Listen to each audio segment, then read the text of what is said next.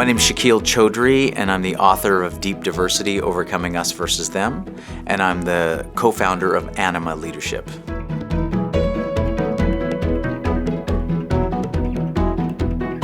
Unconscious bias is a hidden or unintentional preference. It's a form of prejudice that's rooted at the unconscious mind level. Our unconscious mind categorizes people into groups. So issues like race, gender, sexual orientation, disability, all of these things are things that educational leaders need to be aware of. Unconscious bias is intimately linked to systemic forms of discrimination, which is different than overt forms of discrimination. And systemic forms of discrimination in the context of education or in society at large only become visible when we do something inherently abstract, which is collect data. And it's when we look at the experience of thousands and thousands of people that the gaps appear. Then we can start asking the questions of, why is it that women are systematically earning less than men? Why is it that racial minorities and indigenous peoples are undertreated in the healthcare system as compared to their white counterparts? And why is it that in education, that suspension and expulsion rates have something disproportionately to do with the identity of the students rather than their behavior? So systemic forms of discrimination are really the conversation we're trying to have. And this is central to inclusive leadership. But it's really difficult to talk about systemic forms of discrimination because most people, as soon as we say discrimination, are actually thinking about overt forms of discrimination, overt forms of racism or sexism or hate crimes. And those things happen, they're awful, they shouldn't happen, but educational leaders recognize that. What's harder to understand is, in fact, systemic. Now, as soon as we say racism, which is a systemic form of discrimination, most people in any organization, let alone education, would be hard-pressed to find the overt bigot. The overt bigot, the overt racist, the overt homophobe is very difficult to spot because those are few and far between in our organizations today. Systemic forms of discrimination play out in very subtle ways, and this is where the concept of unconscious bias comes in. What the research shows is that unconscious bias plays out in a super simple way. We basically are attracted to, want to support, advance, and engage people who are most like themselves, most like the decision makers. And so there's this in-group dynamic that's constantly at play. So for example, when I used to teach in education, at the end of the year with my colleagues, sitting down for coffee or our end of school lunch, we'd sometimes just talk about our students and talk about the year. Inevitably, there'd be favorites amongst our students. Well, why were some students favorites for us? Well, that's the unconscious bias. Some of it is conscious, but a lot of it is unconscious. There's something about the student that appeals to us. Usually it has something to do with us and our own stories, and usually our own identities. And so as a result, that creates that subtle liking or disliking, the attraction or repulsion, temperaments that are easier for us, temperaments that are harder for us. All of these things in some ways affect fairness in the system because basically if we're going the extra mile for some people and not for others, that's where disparities come in. And it's not just who we're willing to go the extra mile for, it's also the opposite. Who are we a little bit more critical of, more curt towards, colder, more dismissive of? All of these are ways in which we may be reacting to people who we perceive to be different than us, whether it's our students and whether it's our staff. And unconscious biases accumulate over time and are a significant contributor to the systemic forms of discrimination like racism, sexism, heterosexism, homophobia, transphobia, and ableism, for example.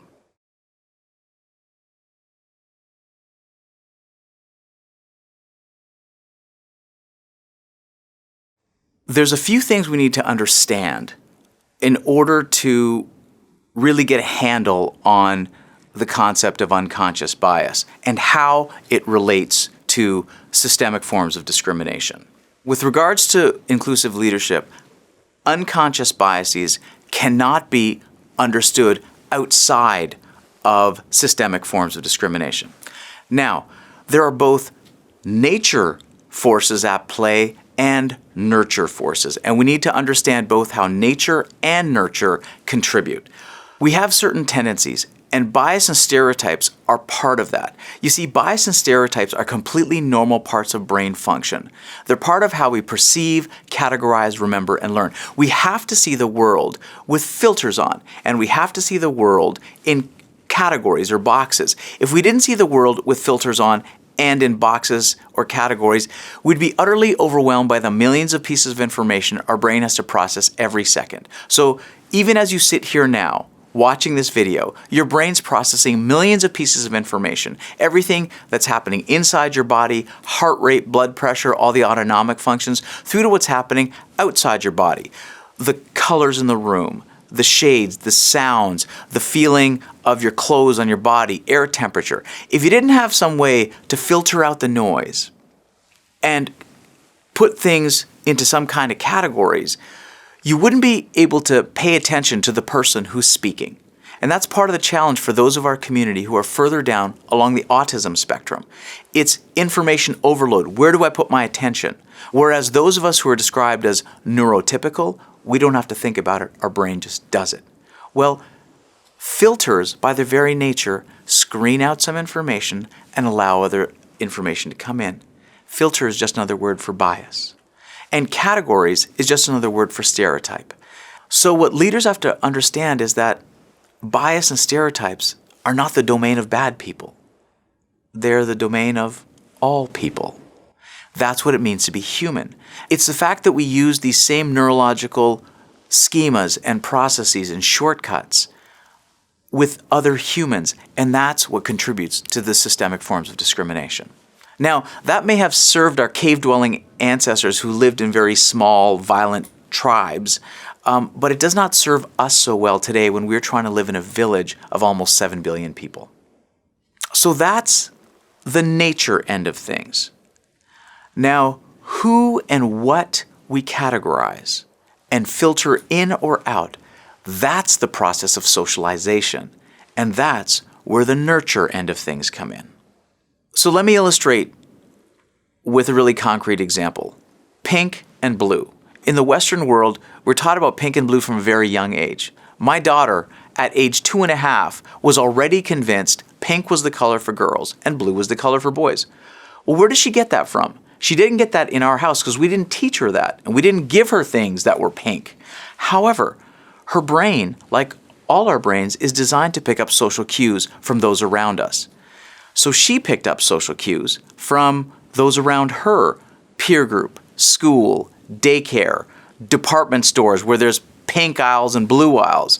So she was already convinced, regardless of what we said, that pink was the color for girls and blue was the color for boys. Now, that might seem innocuous. It's just colors. But in fact, pink and blue are gender codes. Soon, it starts becoming who gets to play what sport, who gets to study what subject, and who gets demotivated from subjects like science, technology, math, and engineering. And then soon it starts becoming who gets to have what kind of job. When I say nurse, when I say engineer, when I say CEO of a bank, and I invite you to think about what's the first images that pop to mind for you. If we were to survey any random group of people, we'd see that there'd be a gender skew on our results. Where do we get it from? We get it from history. So fundamentally, we get taught who is in the center and who is not.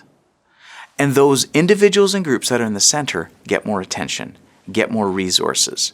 And if there is judgment or evaluation, usually more supportive evaluation and less criticism for their mistakes, as compared to those individuals and groups that are on the margins. Those individuals and groups get less attention, less resources, and if there's judgment and evaluation, harsher judgment, and usually less affirmation for their successes as compared to their more normative counterparts. So, Through the simple process of socialization, we get taught who is us and who is them. And that merges with our biology, with our wiring. And that's how nature and nurture integrate.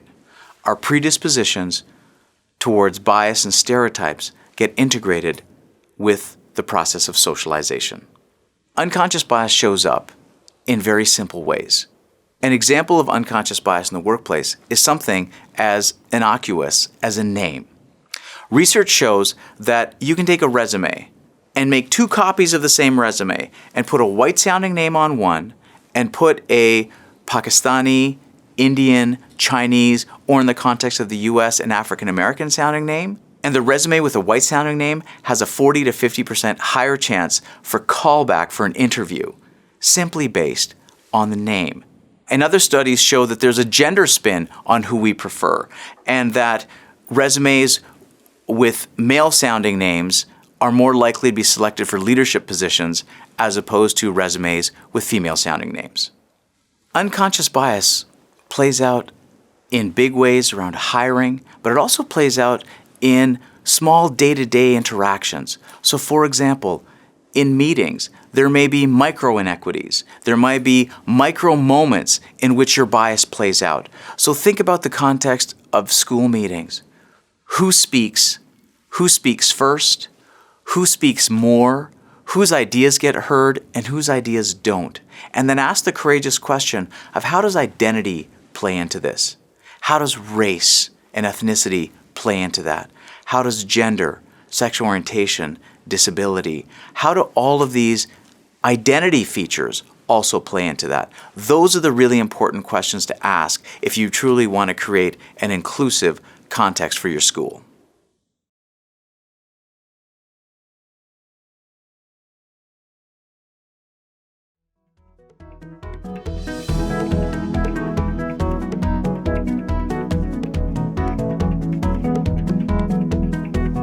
In short, unconscious bias creates blind spots. There's parts of ourselves, our behaviors, our mannerisms, our tone of voice, our body language that we just can't see. It's much easier to see in other people, which means it's easier for other people to see the bias in us. In the context of an organization, what happens is what's known as cultural cloning. Basically, we hire, we promote, we advance those most like the decision makers. There is zero effort that is required to recreate the organization, to recreate the school to look like it always has, meaning in terms of who is teaching, who is leading, who is hiring, who is promoting. It requires actually intervention, conscious intervention, both from individuals as well as the institution to tackle unconscious bias and systemic forms of discrimination like racism and sexism. The field is not even. And inclusive leadership requires us to understand that. To be inclusive leaders, to tackle our bias, to be able to see those parts of ourselves that we can't see, all of this work is rooted in self-awareness. We have to understand ourselves, not just our conscious dimensions, which are easier to access, but our unconscious dimensions, the parts that live in the land of body language, of tone of voice, of those decisions that we make over and over again that we may not be able to see as clearly. Again, we can see this more clearly in others, which means others can see it more clearly in us. So then the question becomes, how do we develop self-awareness? Well, there are some things that I would suggest. First of all, it actually starts with compassion, specifically self-compassion, because leadership in the model that I come from is about making mistakes and learning from our mistakes. And we generally are error-averse by design. Our unconscious parts of ourselves do not like making mistakes because it fills us up with big feelings. And so we tend to avoid mistakes, yet we have to be able to lean into mistakes.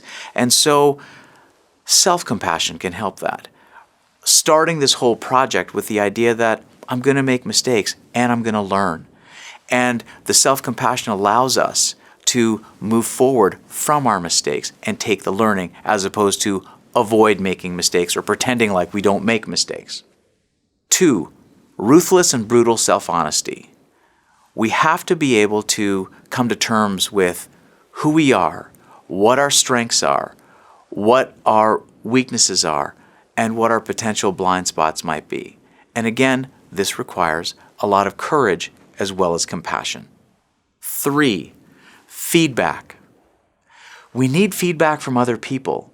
We need feedback from not just those that we report to above us, but we need feedback from our peers, and especially for the context of schools, we need feedback from people that report to us, teachers, teaching assistants, and all the staff, as well as students. Our ability to take in feedback actually helps us with that part of ourselves we can't see, that part of ourselves that's harder to know. And again, feedback requires courage as well as compassion. 4, get comfortable with identity. We have to talk, you have to talk about race, gender, sexual orientation, disability, language, region, religion, and so on. You have to get comfortable talking about the group identities. And in polite Canadian society, it feels like we shouldn't talk about group identities, but we have to, because at an unconscious level, we're processing identities anyway. And the more comfortable we get with talking about identities, the more we're going to be able to work through the problems and edges that come with systemic discrimination in the forms of racism, sexism, and so on. 5, historical political knowledge.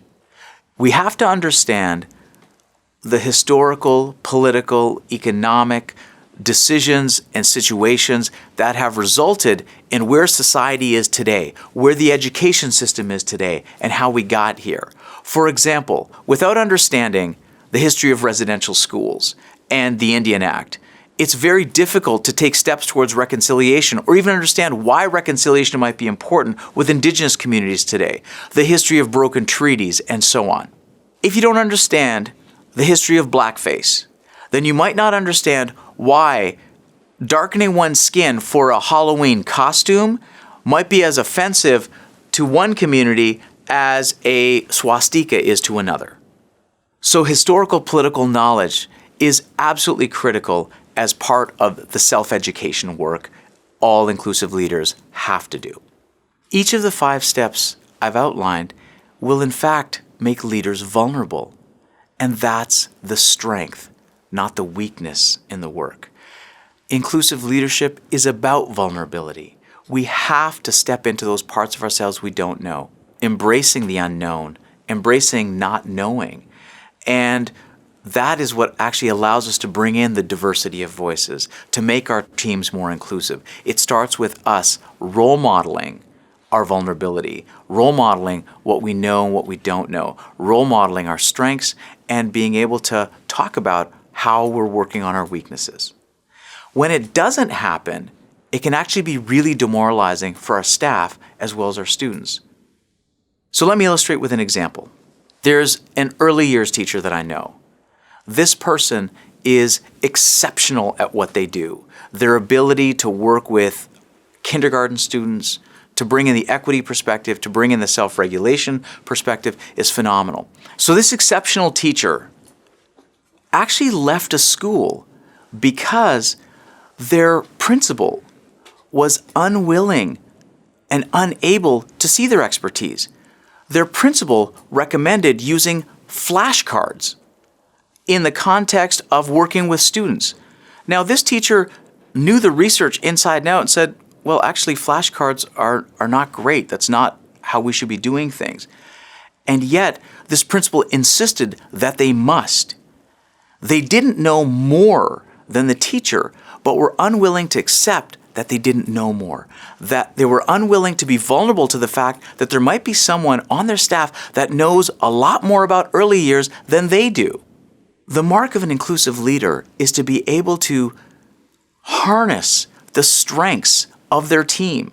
The mark of an inclusive leader is the ability to say, there are going to be people that know a lot more than me on certain subjects, and to be able to step into that and to be able to leverage that. Now, You can only do that if you know your teachers. You can only do that if you're open to your own mistakes. You can only do that if you are open to being vulnerable, to receiving feedback, to have the humility that you might not know. And it is one of the most common mistakes that I see principals as well as managers make across any organization, both inside and outside education, is the fact that they feel like they have to know the answers. Well, that is the opposite of vulnerability. And in fact, it's brittle because people underneath you can see it.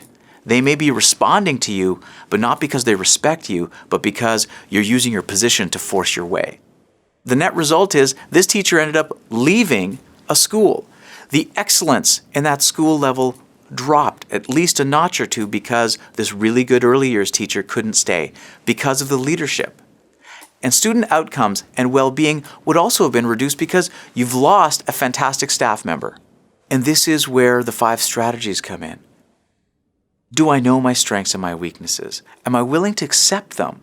And am I willing to get other people's help? People on my team who have the strengths. How can a leader know everything? That's just not possible. Good leaders, inclusive leaders, effective leaders know how to leverage their team, know how to leverage and motivate the strengths and support each other. We don't have to know everything, but often in leadership, we feel like we do.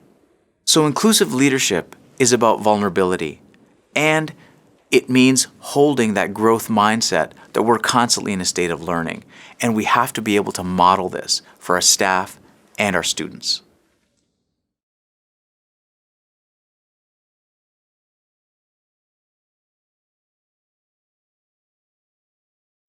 How we lead our staff, how inclusive we are, how open we are, how vulnerable we are. This has direct impact on student achievement and well-being. In order to be an inclusive leader, fundamentally, you have to know your staff. You have to know your students and families, and you have to know the community or communities that are served by your school. The most common thing I hear from both minoritized, racialized staff or students is, how can my principal help me? They don't know anything about me. And that's a deep thing. That means that we have to know the stories, the context within which we are trying to lead a school. The research shows that anti-Black racism is pervasive. The research shows that anti-Indigenous racism is pervasive. The research shows that ableism and students with learning disabilities and other kinds of disabilities are falling through the cracks. We know this over and over again, and we have to understand this.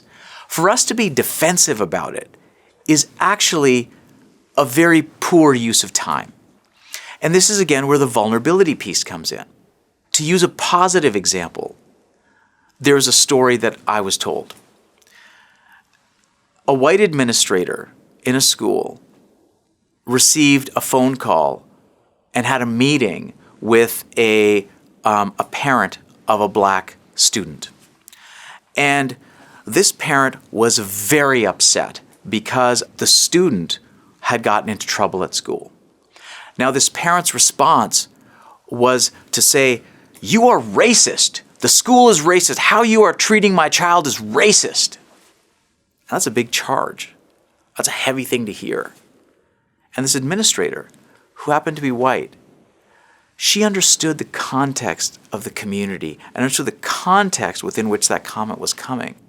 And instead of being defensive and saying what many administrators say, which is, "No, there's no racism in our school," she said, "Oh, I'm so sorry to hear that that was your experience. I know that racism, especially anti-Black racism, is real. And it's out in society. We know it's in education, and it might very well be playing out in our school. So I want to talk to you about it. Tell me more." So rather than getting defensive, she opened herself up to feedback. And this parent talked and shared and felt heard for the first time in her child's career. That's to illustrate that the solution comes with vulnerability. The solution comes not with defensiveness. It comes with knowledge of context, of politics. And that administrator didn't necessarily say that this incident that you're talking about was racist. She said, I want to know more. But what she did was put into context that racism could be playing out because it's playing out in society all the time. So let's talk about it and figure out if that might have been what's happening here. That allowed the parent to really be heard. That allowed the parent to also take one step towards trust, because the parent said, thank you, I've never been heard before. And then they took their steps forward in whatever that case was. So I just want to illustrate that once again, if we have knowledge of context, historical, political knowledge, if we understand the patterns, if we're open to feedback and also know our community and are open to building relationships, that is how we take steps forward in this equity journey. And that is how student well-being and student achievement can also be advanced in our work.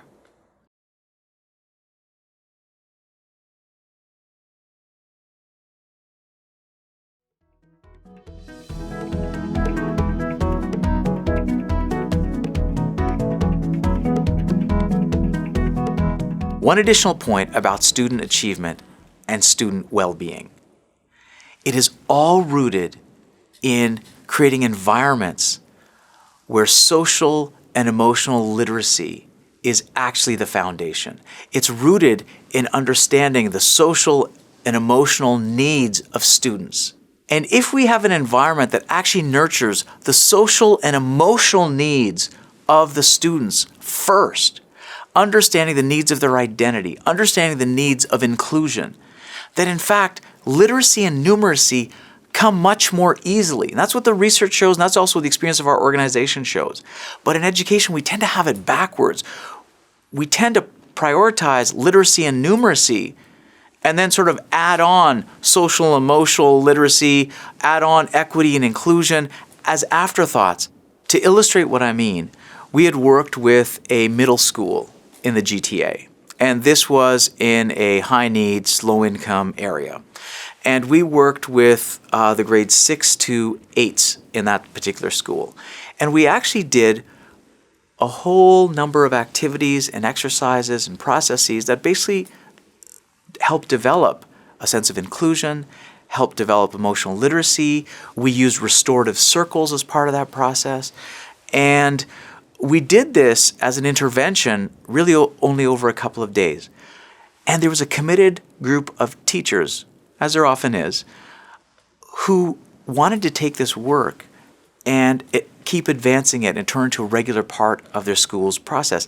And they basically set up the equivalent of restorative circles that students who had gone through our training could just attend voluntarily at the end of each week. And the lead teacher told me that over a 2-year period, they actually saw suspension and expulsion rates drop. Her words were, we actually got to spend more time teaching because we actually took care of the needs. She said, sometimes we had the entire senior basketball team there talking, sometimes emoting and even crying about things they were struggling with. Sometimes it was a mixed group, mixed ages. Sometimes it was the senior girls or junior girls. But it was a space that allowed people, that allowed students to actually feel like they're being validated. Their experiences were being validated. They were being heard by one another as well as a teacher in the school. And I offer that as a story to say that as evidence, and there's more evidence out there besides our experience, that when you put the social and emotional pieces and the equity pieces in first, the literacy and numeracy comes much more easily.